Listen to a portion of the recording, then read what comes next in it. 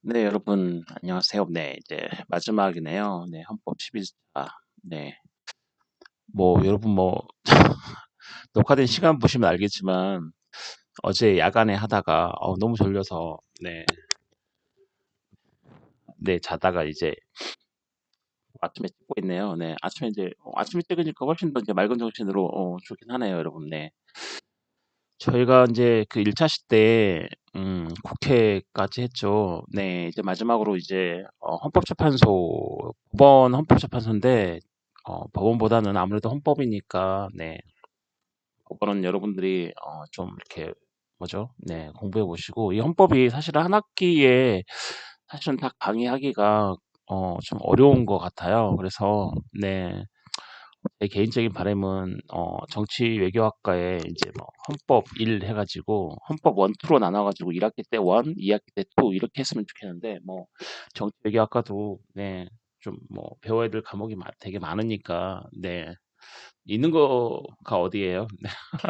네, 네, 자 헌법재판소에 대해서 하겠습니다, 여러분. 자, 헌법재판소는 지금 우리나라 헌법 어디에 나와 있죠? 우리나라 헌법 제 111조에 자 헌법재판소에 관한 규정이 나와 있죠, 여러분. 네. 자, 먼저 우리나라 헌법재판소 연역을 보시면, 자, 헌법재판소의 주요 재판이 뭐죠? 네, 위헌법률 심판, 그다음에 탄핵 심판, 그다음에 뭐죠? 위헌 정당, 그다음에 권한쟁의, 헌법소원 이 다섯 가지가 헌법재판소가 행하는 주요 재판 중에 하나죠. 그렇죠? 네, 주요 재판 중에 하나가 아니고 네, 이 다섯 가지가 헌법재판소가 하는 심판의 주요한 심판이다. 그렇죠. 그래서 위헌법률 심판이 이제 그 헌가죠. 헌가. 네. 여러분 뭐 이렇게 헌법재판소 결정을 보시면 뭐 헌가, 헌나, 헌다 이런 게 나오잖아요. 그게 이제 기호 분류인데 자 위헌법률 심판이 이제 헌가 사건이라고 얘기하고요. 기호로 분류하면 그다음에 탄핵은 헌나, 위헌정당이 헌다. 그다음에 권한쟁의가 헌라죠. 그쵸. 그다음에 헌법소원이 헌마와 바가 있죠. 그래서 헌마는 권리구제형이고 그다음에 가나다라마 그다음에 헌바는 뭐죠? 위헌재청형이다. 그렇죠. 이 다섯 가지가 헌법재판소의 대표적인 심판인데 자, 우리나라 헌법재판 제도의 연역을 보시면 제1공화국 때는 자, 위헌법률 심판은 어디서 했냐면 자, 헌법위원회라고 했습니다. 헌법위원회. 지금 우리나라 헌법에 지금 헌법재판소라고 이제 규정이 되어 있는데 이 헌법재판소는 제2공화국 때, 네, 2공화국 때 들어온 용어죠. 네. 제1공화국 때는 뭐였냐면 자, 헌법위원회라고 불렀는데 이 헌법위원회에서는 단지 뭐만 했냐면 자, 위헌법률 심판만 했다. 이렇죠. 탄핵 심판은 네, 탄핵 재판소라고 따로 있었어요. 그리고 위헌정당이라든지 권한쟁의라든지 이 헌법소원 심판은 아예 없었죠. 네. 아예 네, 존재하지 않았죠, 여러분. 네. 자, 그러다가 제2공화국에 들어서서 자, 헌법재판소라고 해서 뭐 추상적, 구체적 제2공화국에 들어서서 이제 위헌법률 심판이 이제 네, 위헌법률 심판, 그다음에 탄핵 심판, 그다음에 위헌정당, 그다음 권한쟁의 심판까지 있었고 헌법소원 심판이 없었습니다, 여러분. 그러니까 잘 보시면 이게 뭐 이제 뭐 공무원 시험이라든지 뭐 이런 문제에도 자주 나오는 건데 제1공화국 때는 헌법재판소라는 아예 명칭이 없었고 헌법재판소라는 명칭은 이 공화국 때 생겼다. 제1공화국 때는 이제 위헌법률 심판과 탄핵 심판이 있었는데 각각의 따로 네, 위헌법률 심판은 헌법위원회, 그다음에 탄핵 심판은 따로 탄핵 재판소가 있어서 거기서 이제 했고요. 그다음에 제2공화국 때에서야 비로소 이제 헌법재판소라는 네, 명칭이 들어왔죠. 자, 이게 추상적 구체적이라는 게 뭐냐면 자, 사후적 규범 통제 다른 말로 하면 구체적 규범 통제라고 얘기하고요. 그럼 추상적 규범 통제는 사전적 규범 통제라고 합니다. 그래서 지금 현대는 우리나라는 사후적 규범 통제밖에 없습니다. 즉 구체적 규범 통제밖에 없습니다, 여러분.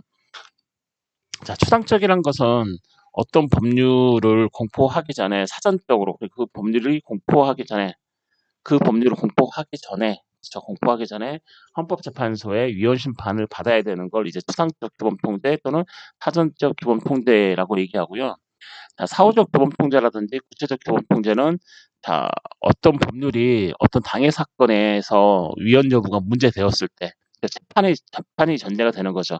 어떤 법률의 위헌 여부를 판단하려면 그 뭐죠? 구체적 사건이 있는 재판에 적용될 법률, 그 법률이 재판의 전제 조건이 되면 그때서야 비로소 헌법재판소가 그 법률의 위헌 여부를 판단하는 게 이제 구체적 규범 통제라든지 또는 사후적 규범 통제가 되겠습니다. 여튼 이 제2공화국 때는 이 위헌법률 심판에 있어서의 추상적 구체적 규범 통제가 모두 있었고, 이 공화국 때는 이 탄핵재판소를 없애고 헌법위원회가 헌법재판소로 명칭이 바뀌면서 탄핵심판과 위헌정당 심판, 그다음에 권한쟁의 심판이 제2공화국 때 들어왔죠. 그리고 헌법소원 심판은 그때 당시 없었습니다. 그리고 한 가지 더 특징적인 것은 이 권한쟁의 심판이 국가기관끼리만 권한쟁의 심판이 있었습니다. 지금은 뭐 국가기관끼리 또는 국가와 지방자치단체 간 또는 지방자치단체 간 이렇게 해서 권한쟁의 심판을 할 수 있도록 주체가 될 수 있도록 해놨는데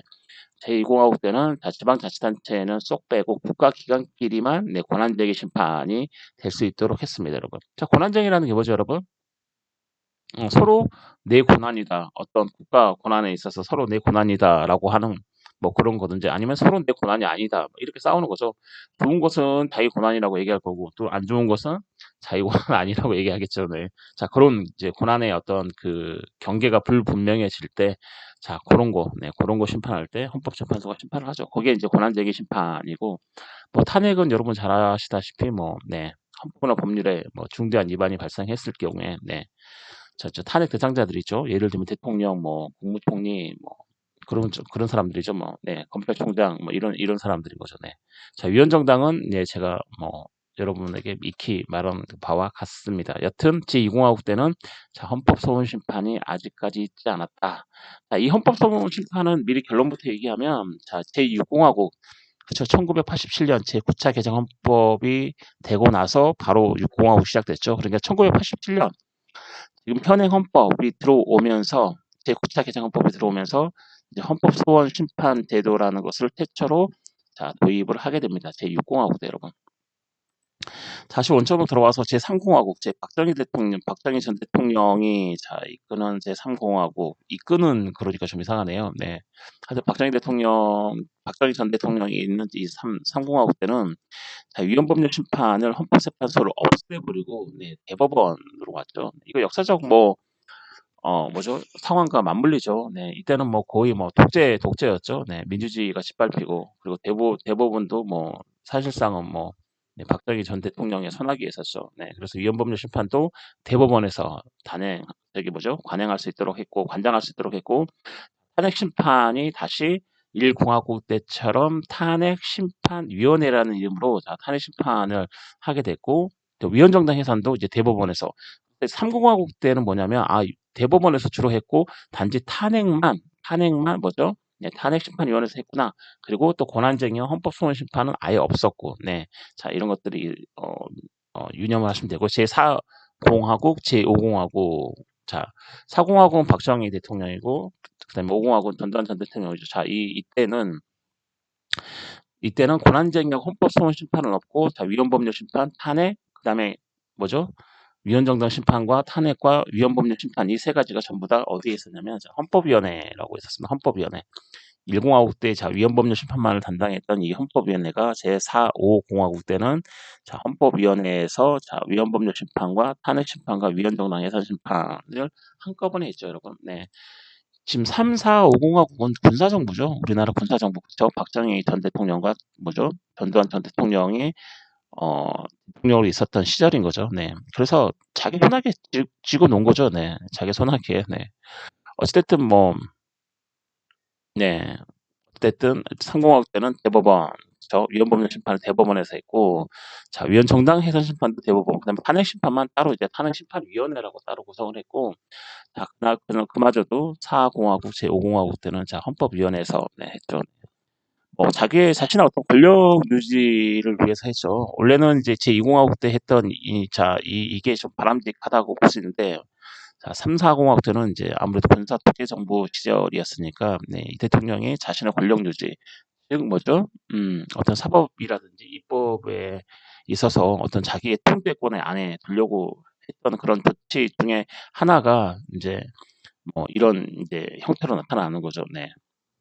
자, 그리고 이 헌법소원 심판, 여러분 지금 뭐 잘 아는 헌법소원 심판, 네. 그렇죠? 국가의 공권력이 국민의 기본권에 침해를 했을 때, 네, 그 침해를 네, 배제하고 그다음에 구제하기 위해서 우리가 그쵸? 헌법재판소에 헌법소원 심판 청구를 하죠. 네, 이 헌법소원을 최초로 도입한 공화국이 제6공화국 현행 지금이죠. 네, 지금 제6공화국이죠.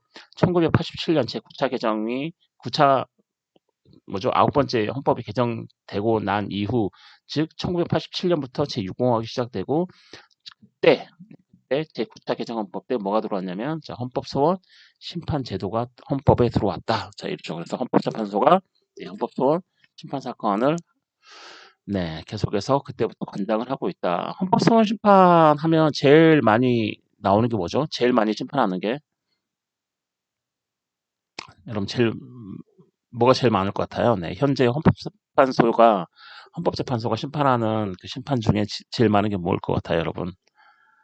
탄핵 심판은 두 번 했죠, 여러분. 두 번. 네, 노무현 전 대통령과 박근혜. 그렇죠. 위원정당은 한 번 했죠, 통진당. 지금 현행 육공화국에서. 그렇죠. 그러면 헌법소원과 위헌법률 심판이 가장 많은 거죠, 여러분. 네. 이해하시나요, 여러분? 피카피카합니다, 여러분. 헌법소원과 위헌법률 심판이 가장 많습니다, 여러분. 네. 자, 이런 헌법재판소의 구성, 을 하기 전에, 자, 1공화국부터 제6공화국, 자, 그리고 이제 헌법재판, 죄송해요. 말이 꼬이네요. 자, 헌법재판 제도의 연역은 우리나라 그 뭐죠? 헌정사랑 같이 가는 거죠. 네. 헌법의 역사와 같이 갑니다. 네. 우리나라 그때 당시에 정치 상황이 어땠냐에 따라서 이 헌법재판 제도가 그 정권의 입맛에 맞게 계속해서 바뀌었죠, 여러분. 네.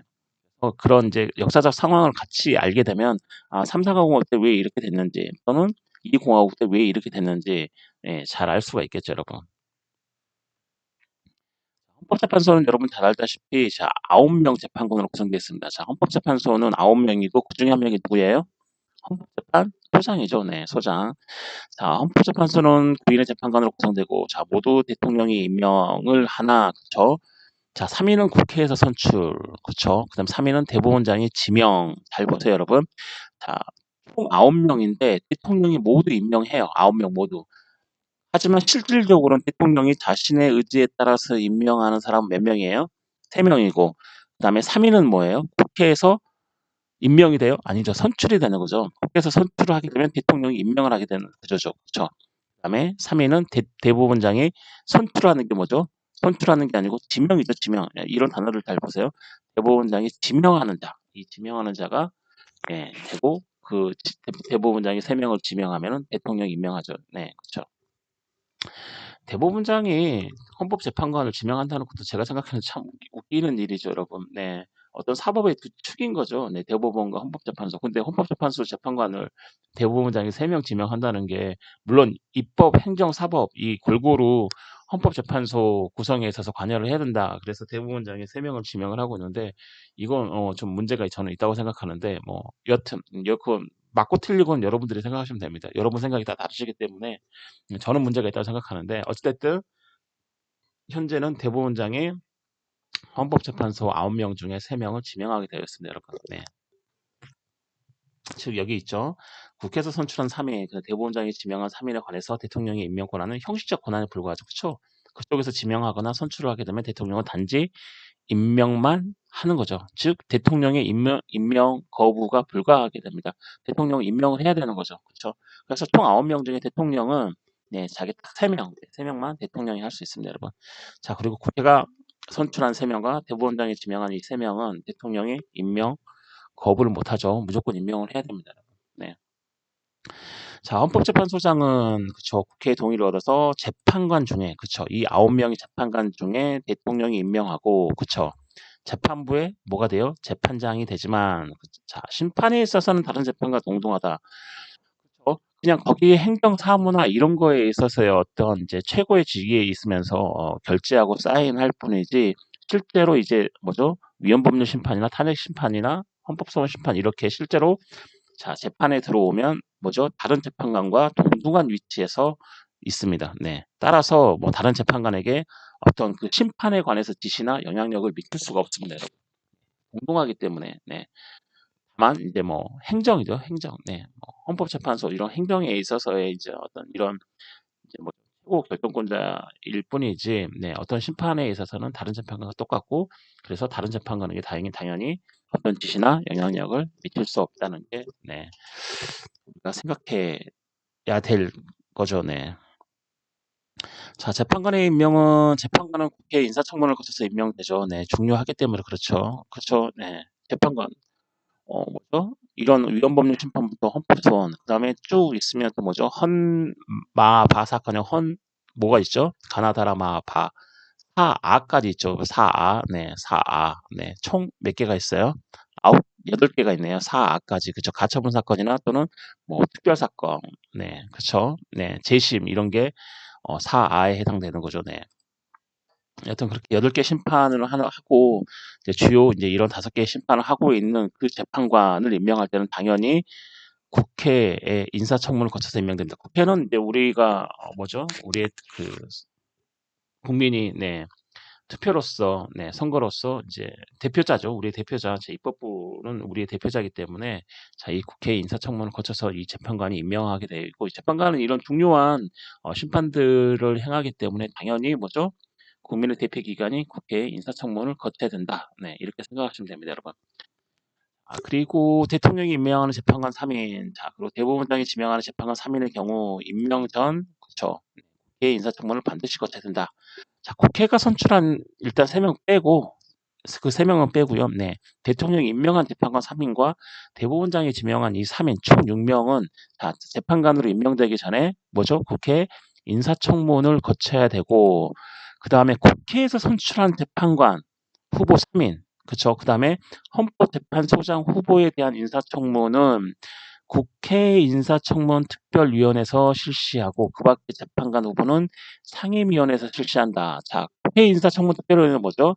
특정화된 특별위원회죠. 그때 1차 때 잠깐 말씀드렸죠. 자, 인사청문 특별위원회, 자, 특정화된 특별위원회 조직은 살아있고 그죠? 필요성이 있을 때 알갱이, 자, 인원이 채워지는 거죠. 네, 그 국회 인사청문 특별위원회에서 국회에서 선출한 재판관 3인, 그 다음에 헌법재판소장은 자, 인사청문 특별위원회에서 자, 실시를 하고, 그 밖에 대통령이 임명한, 뭐죠? 재판관 3인과 대법원장이 지명한 재판관 3인은 어디서 한다?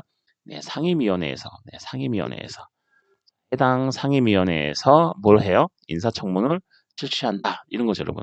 좀 다르죠. 그래서 국회에서 선출한 3인과 헌법재판소장은 당연히 인사청문 특별위원회에서 해야 되는구나. 그렇죠.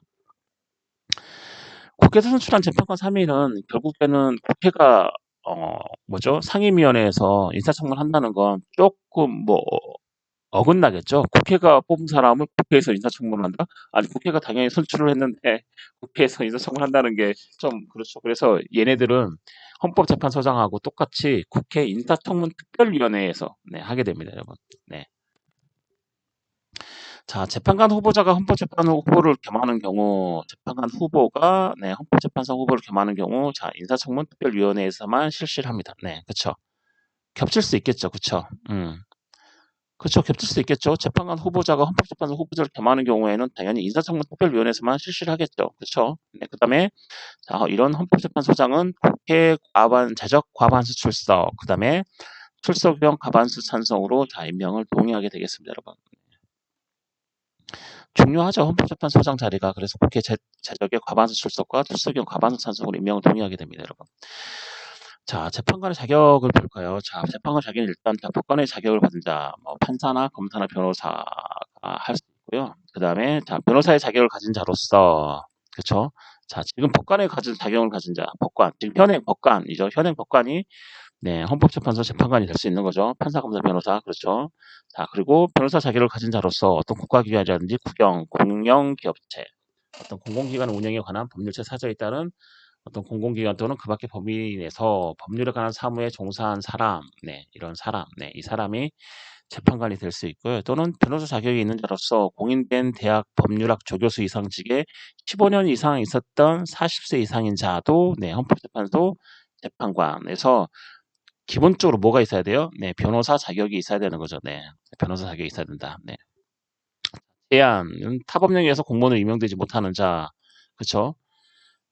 재판관의 자격인 거죠. 네. 그래서 재판관이 될 수 없는 자격인 거죠. 재판관이 될 수 없는 어떤 제한적인 거죠. 네. 재판관이 될 수 없는 제한. 뭐 어떤 타 법령에서 공무원으로 임용되지 못하는 자, 그다음에 공고 이상의 형을 받은 자, 그다음에 탄핵에 의하여 파면된 후에 네, 5년, 네, 3년이 아니죠. 네, 5년. 자, 5년이 경과되지 아니한 자는 당연히 헌법재판소의 재판관으로 네, 될 수가 없고, 자, 헌법재판소장도 재판관의 자격과 동일하게 되겠죠. 네, 동일합니다, 여러분. 자, 재판관의 임기와 정년, 재판관의 임기는 자 6년이고 연임이 가능합니다. 네, 6년. 헌법재판소 재판관은 6년이고 연임이 가능하고, 자, 연임 횟수에 제한이 없다는 게 특징이죠, 여러분. 네. 헌법재판소장의 임기는 따로 규정되어 있지 않습니다. 지금 현재 헌법에서. 그렇죠. 하지만 똑같이 그렇죠. 재판관의 예에 따라서 자 6년의 임기를 가지고 자 재판관의 정년은 70세. 네. 그래서 헌법재판관의 어떤 임기는 자 6년 연임 횟수 가능 없음 이런 거죠.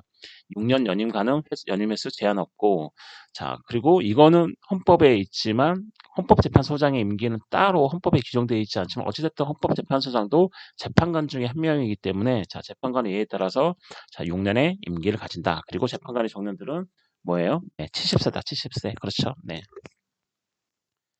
자, 그리고 임기 만료나 정년 도래의 경우, 그쵸. 재판관이 임기가 만료가 되거나 또 정년 도래의 경우에는 만료일 또는 정년 도래일까지 후임자를 임명을 해야 되는 거죠. 임명하고, 자, 임기 중에 이제 결혼이 생기는 경우에 있어서는 결혼이 된 날로부터 30일 이내에 후임자를 자, 임명하게 되어 있습니다, 여러분. 그래서 임기 만료나 정년 도래의 경우에는 그 만료일까지, 정년 도래일까지 후임자를 임명하면 되고, 만약에 이제 그 임기 중에 그 중간에 이제 결혼이 되게 되면 뭐죠? 네, 결혼된 날로부터 30일 이내 네, 후임자를 임명하게 됩니다, 여러분. 급하니까 그렇죠. 급하니까 네. 골석이 되면 안 되는 거죠. 그래서 30일 이내에 후임자를 임명하게 되어 있습니다. 대통령은 뭐죠? 중간에 뭐죠? 결격 사유가 생기면 대통령에게 그래서 탄핵이나 이렇게 뭐 그 중간에 뭐죠? 그 뭐 혼수 상태나 이런 사망이 이르러서 다시 후임 대통령자를 뽑을 때는 뭐예요? 결격 사유가 생긴 날로부터 60일 이내죠. 60일 이내. 그렇죠. 대통령은 헌법재판소의 재판관은 네, 30일이다. 30일. 대통령은 그만큼 중요하기 때문에 조금 날짜가 더 많은 거죠. 60일. 네. 헌법재판소의 어떤 재판관은 30일. 네.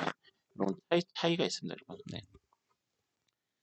재판관의 신분보장, 탄핵 또는 금고 이상의 형의 선고에 의하지 않고는 파면되거나 그 사이 반하여 해임되지 않음. 이게 재판관의 신분보장이죠. 네, 재판관이 신분보장이 안 되면 당연히 행정부나 입법부에 독립해서 심판을 진행할 수 없겠죠. 네, 그래서 이제 탄핵이나 어떤 공고 이상의 형의 선고에 의하지 않거나 그러니까 금고 이상의 형을 받거나 또는 탄핵에 의하지 않고는 이 재판관은 파면되거나 그 사이 반하여 해임되지 않는다. 그렇죠.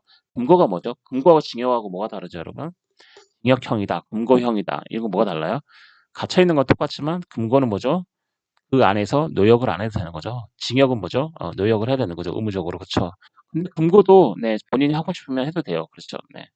본인이 해도 되는 거죠. 네. 하여튼 금고는 기본적으로 네, 가만히 갇혀 있는 거고 징역은 그 안에서 뭔가를 해야 되는 거죠. 노역을. 네. 하지만 금고도 본인이 원할 경우에는 네, 노역을 할 수 있는 거죠. 네. 자, 이 재판관은 그래서 이제 정당 가입이라든지 정치에 관여가 불가하고 겸직 금지가 의무입니다, 여러분. 네, 그래서 재판관들은 겸직 금지 의무하고 재판관만 하는 거죠. 재판관만 하고 당연히 뭐죠? 입법과 그다음에 행정에 독립해서 재판을 해야 되기 때문에 정당 가입은 당연히 안 되겠죠. 네. 자, 이게 뭐 헌법소 임무 수행에만 전념하라는 그런 뜻입니다, 여러분. 네.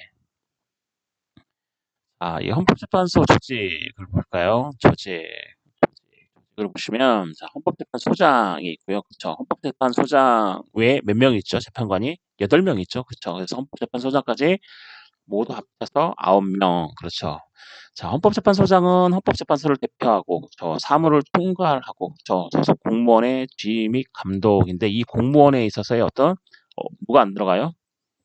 재판관이 안 들어가겠죠. 본인과 동등하게 어떤 이제 그 헌법재판소 이제 어떤 심판을 할 때 있는 그런 재판관에 대해서는 어떤 지휘 및 감독을 할 수 없고 다만 그 사법 행정을 하는 헌법재판소에서 어떤 그 헌법재판에 관한 그런 행정을 하는 그런 공무원들 그 공무원들을 이제 지휘 및 감독을 하고 있습니다, 여러분. 자, 재밌는 게 헌법재판소장이 이제 사고, 네, 일시적 어떤 사고로 인해서 직무를 수행할 수 없는 경우가 있겠죠, 여러분.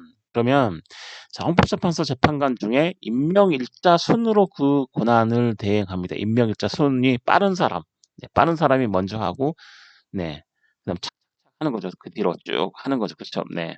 그리고 만약에 임명일자가 동일하면 연장자 순, 나이가 많은 사람이 예, 직무를 대리하고요. 그다음에 고리나 한 달 이상의 어떤 사고로 인한 직무수행 불가 시, 자, 여기 직무수행을 할 수 없는 경우에 이제 재판관 중에 네, 임명일자가 빠른 사람이 제일 먼저 그 권한을 대행하고, 자, 임명일자가 동일하면 연장자 순으로 이제 헌법재판소장을 대행을 하는데, 만약에 그게 한 달 이내면 상관없는데 이 고리나 한 달 이상의 어떤 완전히 고리가 되거나 또는 한 달 이상의 사고로 직무수행에 이제 불가할 때, 한 달 이상, 네, 불가할 때는 재판관 7일 이상의 출석과, 그쵸, 재판관 7일 이상의 출석과, 그쵸, 총 헌법재판소장 빼면 8명이죠. 8명에서 7명 이상 출석하고, 그다음 출석인원 과반수 찬성으로 자, 선출된 재판관이 그 권한 행사를 대행하게 됐습니다. 그래서 단순히 자리를 비우는 것, 자리를 비울 때는 이제 뭐죠? 임명일자가 빠르고 또는 동일하면 연장자가 하고, 자, 이렇게 하는데, 어떤 고리가 되거나 또는 한 달 이상 이제 어떤 직무가 불가능할 때는 재판관 7인 이상이 모여서 거기에서 이제 뭐죠? 네, 과반수 찬성으로 어떤 재판관을 선출을 해요. 헌법재판소장으로 직무 대리죠, 직무 대행. 그 직무 대행을 선출해서 그 사람이 자, 헌법재판소 권한을 대행한다. 자, 이렇게 여러분. 네, 재밌는 조직이죠. 네. 하지만 우리와 네, 뗄래야 뗄 수 없는 조직이죠. 또 국민과 그렇죠, 여러분. 네. 위헌법률 심판, 그다음에 헌법소원 심판을 관장으로 하고 있기 때문에 그렇죠. 많은 문제들을 하고 있죠. 네. 헌법적 분쟁이나 충돌이나 어떤 문제가 생겼을 때 자, 헌법재판소에서 심판을 하기 때문에 네, 우리 국민의 기본권 보장, 그다음에 헌법의 어떤 실효성 보장으로 해서 반드시 필요한 기관이고 네, 중요한 기관이다라고 네, 그렇게 생각하시면 될 것 같습니다, 여러분. 재판관 회의가 또 있죠, 여러분. 네, 지금 뭐죠? 헌법재판 조직을 하고 있습니다, 여러분. 조직에는 첫 번째로 헌법재판소장이 있고요. 네. 그 다음에 두 번째로 재판관 회의라는 게 있습니다. 이 헌법재판소 조직 안에 재판관 회의라는 게 있는데, 자, 이 재판관 회의는 재판관 전원으로 구성되겠죠, 여러분. 9명. 네. 그 다음에 헌법재판소장이 당연히 뭐죠? 의장이 되겠고, 자, 여기에서 중요한 거는 잘 봐야 될 게 헌법재판소장도 재판관 중에 한 명이라서 단지 소속 공무원을 뒤 감독하고 사무를 총괄을 하긴 하지만 당연히 재판관 회의에서 헌법재판소장의 표결권이 없는 건 아닙니다, 여러분. 네, 뭐 국회의장은 나중에 뭐, 뭐, 그죠. 네, 동수일 때는 국회의장 표가 뭐 중요해지지만, 네, 헌법재판소장은 처음부터 네, 표결권을 갖는 거죠. 처음부터. 네, 표결권이 배제되지 않아요. 결국은 뭐죠? 같은 재판관 중에 한 명일 뿐이에요. 단지 그 사람이 헌법재판소를 대표를 하고, 네, 사무를 총괄하고 있을 뿐이지, 그렇죠? 네, 당연히 헌법재판소장도 재판관 중에 한 명이기 때문에 표결권을 가지게 됩니다, 여러분. 네, 어디에서요? 재판관 회의에서. 9명 전원으로 구성되는 자, 재판관 회의에서 그렇죠. 자, 그래서 이 재판관 회의는 자, 헌법재판소장이나 잘 보세요. 재판관 3인 이상의 요청이 있는 때에 헌법재판소장이 소집합니다. 즉 헌법재판소장은 바로 자기가 혼자서 이 재판관 회의를 소집할 수 있지만 자, 나머지 재판관들은 3인 이상의 찬성이 있을 때, 요청이 있을 때, 그렇죠. 있을 때, 자, 누가 또 소집을 해요? 네, 헌법재판소장은 네, 소집을 해야 되는 거죠. 자, 그리고 재판관 회의의 의결은 자, 재판관 7인 이상 출석, 9명 중에 7명 출석인 거죠. 네, 출석과 자, 출석 인원 과반수로, 네, 과반수 찬성으로 자, 재판관 회의에서 자, 의결을 하게 되겠습니다, 여러분. 이해하시나요, 여러분? 여기서는 이제 좀 명수 이런 것도 중요하죠. 네, 뭐 이렇게 짜잘한 문제들이 이런 게 나오는 거죠. 결속 문제들이 나오는 거죠. 막 수험생들의 뒤통수를 치는 이런 문제들이 막 이런 데서 나오는 거죠, 여러분. 네. 네. 잘 생각해 보면 그렇습니다. 뭐 9명 중에 그래 최소한 7명 정도 있어야 모이지 않겠냐 이런 거죠, 여러분. 네. 뭐 요즘 최근에 또 많이 문제됐죠. 한 2년 전인가 3년 전인가 문제됐었죠, 여러분. 뭐 헌법재판관이 2명이 결혼인가 생겼는데 7명인데 재판관 회의를 하는데 여기에서 7명 이상 모였다 그러는데 7명에서 7명 모이면 다 모이는 거잖아요. 결혼이 생겼기 때문에. 네, 이게 제대로 된 거냐? 막 이런 이제 최근에 뭐 한 2-3년 전에 그런 뉴스도 있었죠. 네. 네. 한번 관심 있으신 분들은 한번 찾아보세요. 네. 자, 그래서 의결은 어찌됐든 재판관 7일 이상 출석해야 되고, 출석인은 과반수 찬성으로 자, 의결이 된다. 네. 그다음에 소집은 재판관 3명이 하거나 요청을 하거나 또는 헌법재판소장이 단독을 하거나, 그리고 소집은 뭐죠? 헌법재판소장이 한다. 헌법재판소장이 요청해도 헌법재판소장이고, 재판관 3인의 이상 요청이 있을 때도 당연히 재판관 회의는 헌법재판소장이 네, 소집을 하게 됩니다, 여러분. 아, 그리고 헌법재판소 조직 중에 세 번째가 사무처가 있겠죠. 네, 그렇죠. 헌법재판 하는 그런 사무처가 있겠죠. 행정하는 사무처. 자, 행정사무 처리를 하고, 그다음에 이 사무처에 뭐죠? 이 사무처장이라는 사람이 있습니다. 사무처장. 헌법재판소 사무처장인 거죠. 네. 흔히 이 사무처장을 뭐라 그래요? 네, 10번째 헌법재판관이다라고 얘기하죠. 네. 10번째 헌법재판관이라고 흔히 얘기를 합니다. 네. 이 사무처장이 있습니다. 사무처의 장이죠. 네. 이 사무처장은 헌법재판소장의 지휘를 받아, 그쵸? 지휘를 받아 사무처의 어떤 사무를 관장한다든지 어떤 소속 공무원의 지휘 및 감독을 하고 있죠. 네. 사무처장도 네, 이 무시 못하는 권력인 거죠. 네, 이분. 네, 네 그렇습니다, 여러분. 아, 그리고 헌법 연구관이 있습니다. 자, 헌법재판소에 가면 자, 헌법 연구관이 있습니다. 헌법 연구관. 네. 자, 헌법재판소장의 명을 받아서 어떤 사건의 심리 및 심판에 관한 조사, 연구에 종사함. 그러나 헌법재판소장은 이 외의 직에 임명하거나 견임할 수 있게 할 수 있다. 자, 연구관 임기는 10년이고 연임도 가능하고 정년은 60세인데 흔히 이런 거죠. 네. 뭐 헌법재판의 어떤 위헌법률 심판이라든지 탄핵 심판이라든지 그 외에 그다음에 뭐죠? 뭐 탄핵이라든지 헌법소원이라든지 뭐 권한쟁의 이런 것들 이런 이제 그 뭐죠? 심판이 생겼을 때 물론 재판관들이 다 이거를 뭐 심리하고 뭐 뭐죠? 뭐 이렇게 하고 다 하지만 헌법연구관에게 맡기는 경우도 있습니다. 뭐 이전에 이런 비슷한 사건이 있었냐 또는 이 사건의 핵심이 뭐냐 사건 그쵸? 네, 그다음에 조사한 거죠. 그러니까 즉 그러니까 헌법연구관들은 재판관을 도와주는 거죠. 네, 어떤 사건을 심리하고 심판에 대한 어떤 조사 또는 연구를 하게 되는 거죠. 자, 이렇게 했을 때는 어떤 게 문제가 있지 않느냐 뭐 권한쟁의 심판 예를 들어서 뭐 헌법소원 심판이 제기가 되는데 이 사건의 핵심은 뭐고 그다음에 이 사건에 대한 어떻게 조사 그 이전에 어떤 비슷한 사건이 없었느냐 또 무슨 외국 사례는 어떻게 되느냐 또는 헌법적 해석으로는 어떻게 이게 되는 거냐 막 이런 것들을 이런 헌법 연구관들이 조사를 하게 되는 거죠. 그렇죠? 네. 즉 조사 및 연구에 종사한다. 그렇죠? 네. 헌법 연구관 분들이 그런 거 하는 거예요. 그래서 헌법재판소에 가면 2층에 헌법연구관실이 뭐 따로 있어요. 딱딱딱 있어요. 몇 개 있어요. 네, 거기서 이제 2명씩 네, 짬 되면 1명이고요. 네, 가보시면 보여요. 네, 뭐 2명씩 이제 들어가가지고 네, 그런 것들을 하고 있는 거죠.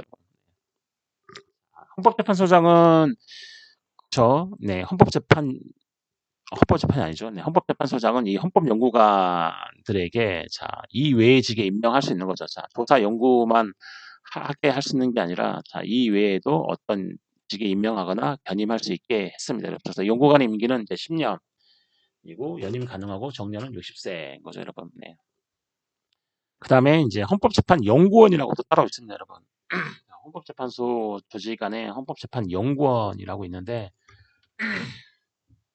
헌법재판연구원은 헌법 및 헌법재판 연구죠. 네. 말 그대로 헌법재판 연구인 거죠. 네. 헌법 및 어떤 헌법재판 연구와 헌법 연구관 또는 사무처 공무원 등의 교육, 그렇죠. 교육. 네. 자, 교육을 위해서 설치된다. 자, 원장 1인을 포함한 40인 내로 구성된다. 네. 헌법재판 연구원이 있죠. 네.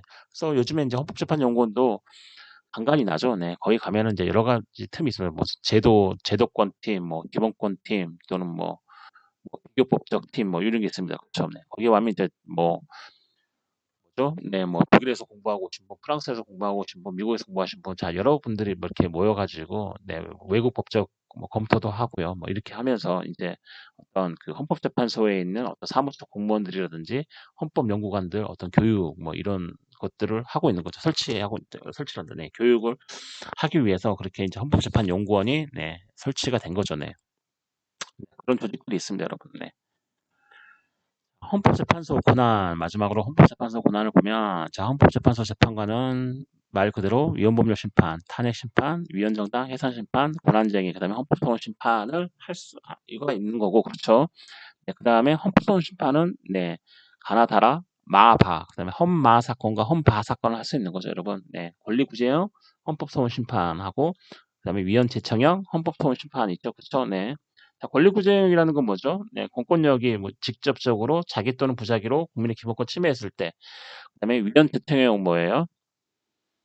법률에서 이제 저기 법원에서 어떤 재판 중에 있어서 그 당사자들이 이거 위헌인 것 같다 해서 그 법원에다가 이거 위헌법률 심판 제청 좀 해달라 그러는데 법원에서 나 못 해주겠다 그러면 바로 뭐죠? 헌법재판소에 헌법소원심판 즉 헌바 사건 즉 위헌대통령 헌법소원심판 사건을 뭐죠? 청구를 할 수 있는 거죠. 네, 그럴 때. 네, 그래서 이 헌법소원 심판은 헌바, 권리구제형, 위헌재청 이 두 가지로 나누어져 있다. 네.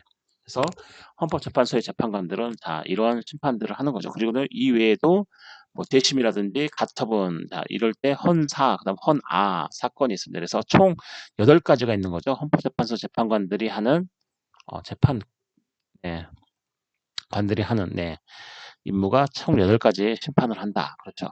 그리고 헌법재판소가 이제 규칙 제정권, 입법 의견 제출권이 또 있습니다, 여러분.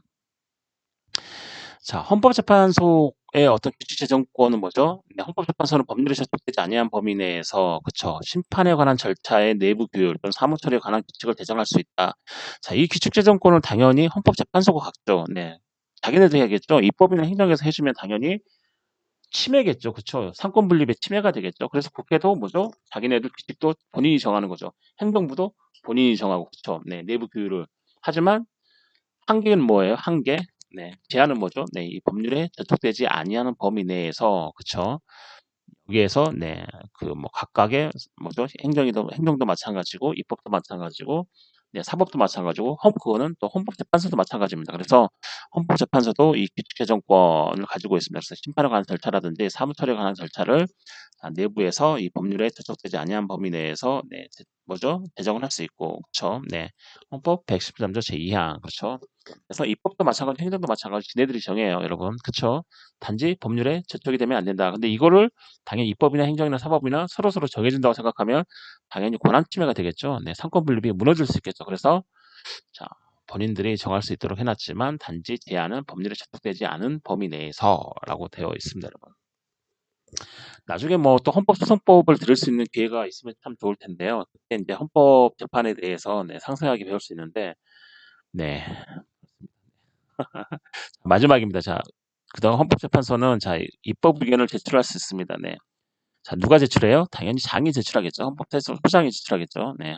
소장이 제출하고, 자, 어떤 헌법재판소 조직이라든지 또는 인사 운영 뭐 다, 그 밖에 모든 거 다, 이 심판 절차의 그 밖에 헌법재판소 업무에 관련된 모든 거에 대해서 어떤 법률의 제정이 필요하거나 또는 개정이 필요하다거나 또는 뭐죠? 그렇게 이제 법률의 어떤 제정이라든지 개정이 필요할 때 헌법재판소장이 이제 헌법재판소 조직이나 인사나 운영이나 그 밖에 어떤 심판이나 심판 규정 절차나 이런 거에 있어서 자, 헌법재판소의 업무와 관련된 그 모든 업무에 있어서 자, 어떤 법률의 제정이나 당연히 개정이 필요하다고 이제 생각될 경우에는 자, 뭐죠? 국회에 서면으로 그 의견을 제출할 수 있는데 이게 바로 뭐냐면 자, 헌법재판소의 입법 의견 제출권이다. 이런 거죠, 여러분. 네. 당연히 상권이 분립되어 있기 때문에 당연히 국회에 이런 법률이나 이런 법률을 제정해 주거나 또는 이런 법률을 개정해 달라. 네, 이렇게 입법 의견을 제출을 할 수 있는 그 권한을 자, 헌법재판소에 부여를 하고 있습니다, 여러분. 자, 이해 가시나요? 여기까지? 네, 한 번 들어서는 아마 잘 이해가 안 가실 텐데요. 네, 중요한 거는 여기죠. 우리나라 헌법재판소의 연역 이런 것도 중요하고 그다음에 헌법재판소의 구성이라든지 재판관의 자격과 신분 이런 것들 중요하죠. 네. 그다음에 조직 중요하고요. 네. 자, 이런 것들을 아마 한 번 들으면 이제 잘 숙지가 안 되겠지만 여러분들 뭐 관심 있으신 분들이나 또는 이제 어떤 뭐 본인이 필요에 의해서 공부를 하시는 분들은 계속해서 관련 자료들을 찾아보고 텍스트를 찾아보면서 공부하시면 좋을 것 같습니다, 여러분. 자, 여러분 한 학기 동안 되게 수고 많으셨고요. 네. 성적은 여러분이 한 만큼 해서 드리겠습니다. 뭐 그렇게 뭐 싸게 드리진 않을 거니까 걱정하지 마시고요. 네. 될 수 있으면 저는 후하게 주려고 생각하는 사람이기 때문에 너무 이제 뭐 성적에 대해서는 걱정 안 하셔도 될 것 같고요. 네, 한 학기 동안 제 수업을 잘 들어주시고 또 열심히 수강해 주시고 또 미비한 점도 많았고 그다음에 뭐 제 개인 사정으로 바쁘다 그래서 네 제 시간에 올리지도 못한 그런 적도 네 더러 있었지만 그럼에도 불구하고 계속해서 네 잘 들어 주시고 그다음에 무한한 신뢰를 보여주시고 주신 여러분께 항상 감사한 마음을 가지고 살겠습니다. 여러분 한 학기 동안 고생 많으셨고요. 자 여러분의 앞날에도 늘 행운도 깃들고 여러분이 노력한 그 그것보다 뭐 30배, 60배, 100배의 결실을 더 맺기를 항상 바라고 여러분이 항상 잘 되기를 저는 바라는 사람이기 때문에 어려운 점이 있거나 뭐죠 상담이 필요하거나 이러신 분들이 있으면 언제든지 네, 제가 나약한 사람이긴 하지만 네 여러분의 의견 뭐죠 네 얘기를 항상 들어줄 준비는 되어 있으니까 언제든지 연락 주시면 네 감사하겠습니다. 여러분 한 학기 동안 되게 수고 많으셨습니다.